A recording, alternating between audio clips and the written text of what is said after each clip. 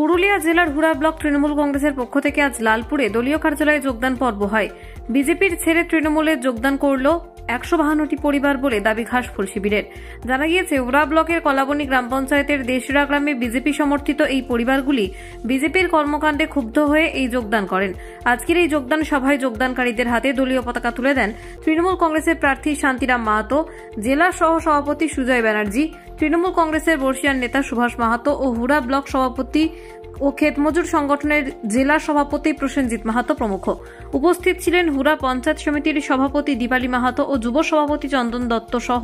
শান্তিরাম বাবু বলেন, এই দেশরা গ্রামের বিজেপির এই কর্মী সমর্থকরা আমাদের সাথে আগেই যোগাযোগ করেছেন এবং আমাদের দলে যোগদান করার জন্য লিখিতভাবে জানিয়েছিলেন। সেই মোতাবেক্ষে আজকের এই যোগদান। আমরা মমতা বন্দ্যোপাধ্যায়ের দলের সৈনিক। এই দলে সকলের সমান অধিকার রয়েছে। এলাকার উন্নয়ন করার জন্য সকলকে প্রয়োজন। অপরদিকে সহ সভাধিপতি সুজয় বন্দ্যোপাধ্যায় বলেন, এই মানুষগুলি আগেই বুঝতে পেরেছেন যে বিজেপি দলটি একটি ধাপ্পাবাজের দল। এই দলটি সাধারণ মানুষের কিছু করে না, নিজেরা কোটি কোটি টাকা লুট করে, গরিব মানুষের টাকা আটকে রাখে। তাই মানুষ তাদের ভালো মন্দ বুঝে তৃণমূল কংগ্রেসের স্বেচ্ছায় যোগদান করলেন। হুড়া ব্লক সভাপতি প্রসেনজিৎ মাহাতো বলেন, কলাবনী গ্রাম পঞ্চায়েতের বিজেপি পরিচালিত, আর সেখানকার মানুষেরা বিজেপির ওপর ভরসা রেখেছিল, কিন্তু পরবর্তীকালে সেই ভরসা বিজেপি রাখেনি তাদের। অবশেষে তৃণমূল কংগ্রেসের উন্নয়নে সামিল হয়ে তারা তৃণমূল কংগ্রেসে যোগদান করলেন। লোকসভা নির্বাচনে প্রার্থী হয়েছেন শান্তিরাম মাহাতো। এই যোগদানের ফলে কি মনে করছেন, যে ব্যাপারে আরো কতটা? শান্তিরাম মাহাতো জুড়ি নেই, বুঝলেন কি বলছি? জুড়ি নেই। সারা পশ্চিমবাংলায় জেলা থেকে শুরু করে কলকাতাতে উনি এমন কোনো নেতা নেই, নেত্রী নেই। ওনার ব্যাকগ্রাউন্ড, উনি কোন ফ্যামিলিতে বিলং করে, ওনার পরিচিতির প্রয়োজন আমি মনে করি নেই আর কি। এবং ওনার সারা পুরুলিয়াতে ওনার কোনো শত্রু নেই। আর আমার বলার কোনো অবকাশ থাকে না। কি মনে করছেন জয়ের বিষয়ে? আমি হয়তো বলে দিলাম যে আর বলার অবকাশ থাকে না। হুড়াবাসীকে কি আবেদন জানাবেন? হুড়াবাসী ওটা ফলে রেজাল্ট হবে। আমরা আশা করি যে আমরা ওই 10টা অঞ্চলে জয়লাভ করব। আমরা কারো বিরুদ্ধে নয়, কারো দলের বিরুদ্ধে নয়। আমরা মমতা ব্যানার্জি আদর্শ নিয়ে চলি। যারা দলে আসতে চায় আমরা দলে তাদেরকে নেব, তারা আমাদেরকে আবেদন করবে। আমরা দলের সাথে আলোচনা করব, আলোচনা করে আমরা এটার সিদ্ধান্ত নিয়েছি এবং এটা আমরা আজকে যোগদান করালাম। কতজন যোগদান করলো আজ? প্রায় নয়, 152 জন প্লাস টোটাল।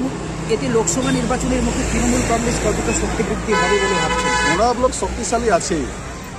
যে কোনো কারণেই হোক আমাদের 5টা অঞ্চল আমরা হেরেছি। এটা আমাদের নৈতিক হার, এটা নৈতিক মানে বুঝতে পারছেন, এটা কিছু করার নেই।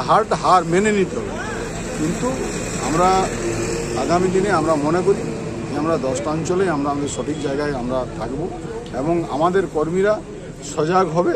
এবং মমতা ব্যানার্জি যে বাজেট, সেই বাজেট সর্বসাধারণের বাজেট, এটা কিন্তু মানুষ গ্রহণ করেছে। এইটুকুই বলবো, আমার এইটুকুই মানে দলে যোগদান করালো। দেখুন, এদের যা বলে তা করে না, সেটা আমরা দেখেছি, বিগত দিনেও দেখেছি। এখানে অভিষেক বাবু নিজে এসে বলে গিয়েছিলেন, যারা দল থেকে নির্দল দাঁড়িয়েছে, দলের অমান্য করে, তাদেরকে কোনোদিন ঘুরে দলে নেওয়া হবে না।